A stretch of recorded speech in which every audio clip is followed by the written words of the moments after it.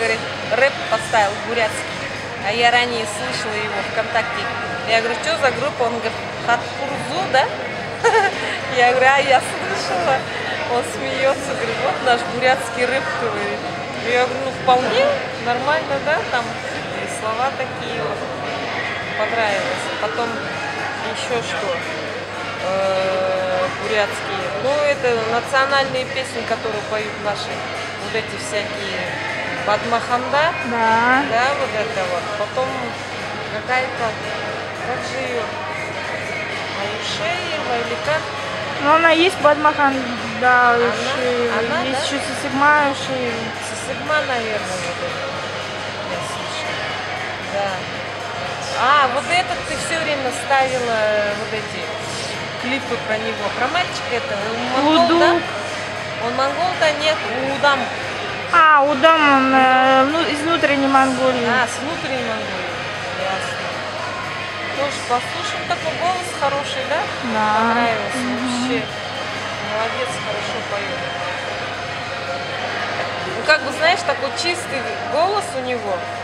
И так, когда поет, вот особенно песни про маму, да, Да. он поет, прям так за душу трогает, такой весь.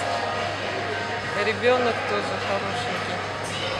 Подросток уже. А вот этот, который выиграл народного артиста, да, тоже монгол? А, да, он монгол. А Марху? Амарху Барху. Борху, ага. Про него тоже вот видела я его, слышала песни. Тоже ничего, мальчик поет. Ну еще что могу сказать.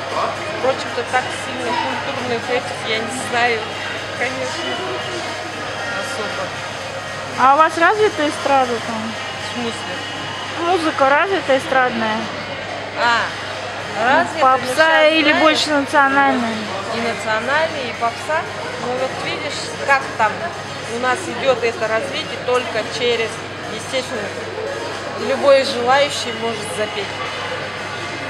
Были бы деньги на раскрутку, все, и тебя как бы, естественно, раскручивает там какой-нибудь продюсер, и все. И ты уже как бы становишься там на какой-то момент звездой, там, в общем, все такое.